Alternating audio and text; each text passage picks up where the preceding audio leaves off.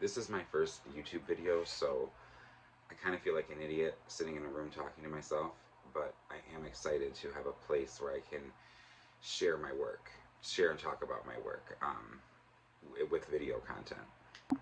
And that's all this channel is. It's just a spot for me to share and discuss my work. So today, for my first video, I am going to share my poem, The Pigeon, which is part of my very short poetry collection called Water, which I wrote The Pigeon in the rhyme scheme of The Raven by Edgar Allan Poe.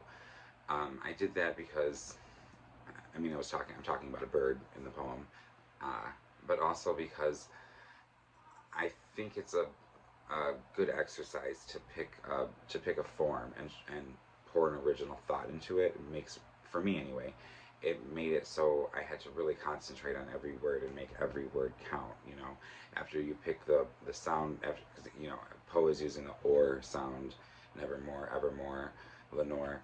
I went with the ace sound, grace, space, face, that sound. That right there eliminates so many words, and I really do have to make every word count. So that's why I did that.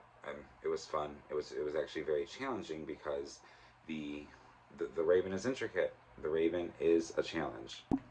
It follows the rhyme scheme ABC BBB, and those are the rhymes at the end of the lines in each stanza. But then there's also rhyming going on the inside of the lines. The A line has a sound in the middle that rhymes with the end of the line, and that happens again in the C line, which that sound also then carries down into the second B line, which is the fourth line of each stanza. So it is intricate, it is a challenge.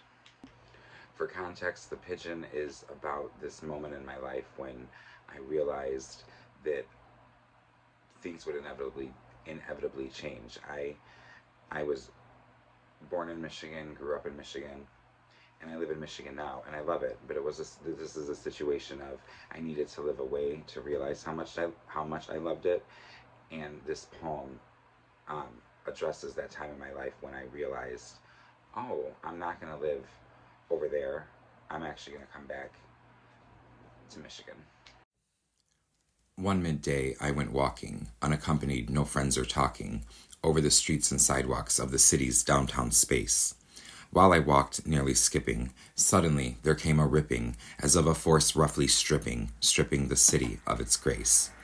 I said, it is nothing, nothing, nothing, stripping the city of its grace.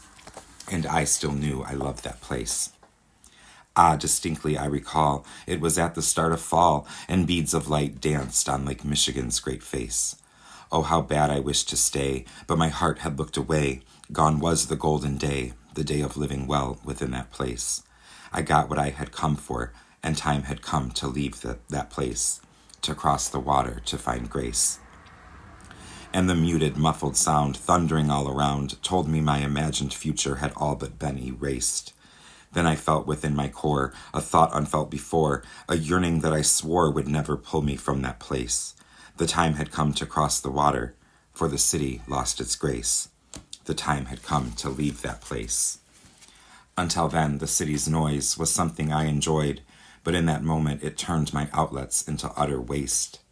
There was the auto's endless rattle and the walker's stifled babble. The noise around me scrabbled what was good about that place. And I craved the peace and silence of another place, across the water to find grace.